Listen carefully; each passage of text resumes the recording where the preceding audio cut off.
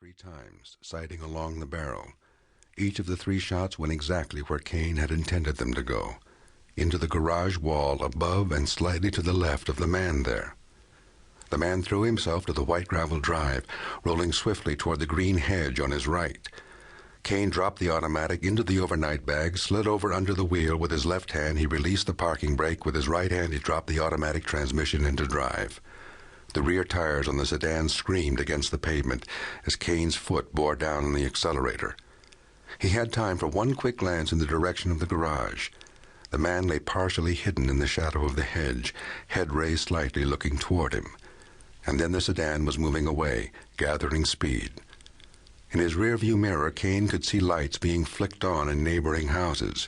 He took the first corner left, and when he had cleared the intersection, he switched on his headlights. 2 more blocks and a right turn, and Cain reduced his speed to the legal limit of 25.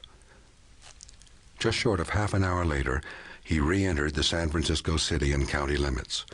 He exited the Bayshore Freeway at Army Street, turning right off there on Harrison, and parked the sedan in front of a warehouse driveway. He got out then, taking the overnight bag, and walked quickly up 3 blocks to Mission Street. He caught almost immediately a municipal railway bus downtown. He left the Muni at 6th and walked up to Cross Market. On the corner of Taylor and Geary, he entered the Graceling Hotel, registered under the name of Philip Storm, and was given a room on the 3rd floor. Inside the room, he removed the gun from the bag, oiled and cleaned it, and reloaded the clip from a box of shells. When he finished, he replaced the automatic in the bag, put it under the bed, and lay down on top of the sheets. It was almost dawn before he finally slept. The man who had been shot at in Hillsborough was named James Egenrud. Following the shooting, he sat in his mahogany-paneled book-lined study. He was alone. His wife, who had been badly frightened, had taken several sleeping pills and gone to bed. Egenrud poured brandy from a crystal decanter into an expensive snifter and tasted it without his usual enjoyment of the imported liquor. He had regained his composure, but his nerves were still agitated. He tasted the brandy again, and then slid the telephone toward him across the desk, dialed a number. It rang several times. Finally, a sleepy voice said, "Hello? Lynn? Yes? Jim? It's a hell of a time of night to be calling anybody, Jim," a sleepy voice said irritably. Egenrud took a measured breath. "Somebody tried to kill me tonight," he said. "What?" "Yes, about an hour ago." There was silence for a moment, and then the voice, which was no longer sleepy, said, "Do you have any idea who it was?" "No." "Professional?" "I'd say so. He seemed to know my habits, that I'd always go to the club on Wednesday nights, and that I usually get home around 1:30. He was waiting out on the street." "Just one man?" "I think so." "Did you get a look at him?" "It was too dark." "How about the car?" "Dark, sedan, maybe last year's," Egenrud said. "I saw part of the license plate, DRD. "Did you call the police?" "No. I made sure the neighbors didn't either."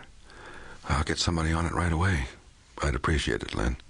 "Listen, Jim, whoever it was isn't affiliated with us. You know you're standing with the national office." I don't think he was." "Well, just so you know." "Thanks, Len. I'll drop by your office tomorrow." "All right. And Jim, be careful, will you?" Egenrud laughed, but there was no trace of humor in his gray eyes. "I'll do that. Don't worry." He cradled the receiver, lifted the decanter of brandy again. He poured another drink, his 5th since the shooting. He sat staring into the snifter. His face in the pale light from his desk lamp was an inscrutable mask etched of solid stone.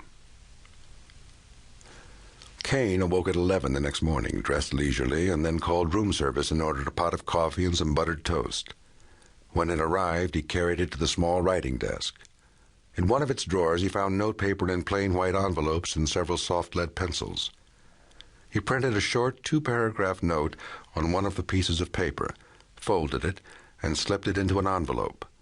He addressed the envelope, sealed it, finished his breakfast, put on his overcoat, and went out to the elevator. In a drugstore 2 blocks from the Graceling Hotel, Cain bought a 22-cent stamp.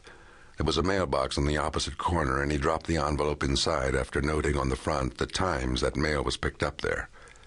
Before returning to the Graceling, Cain bought a newspaper from one of the sidewalk vendors. In his room, he read it carefully. There was no mention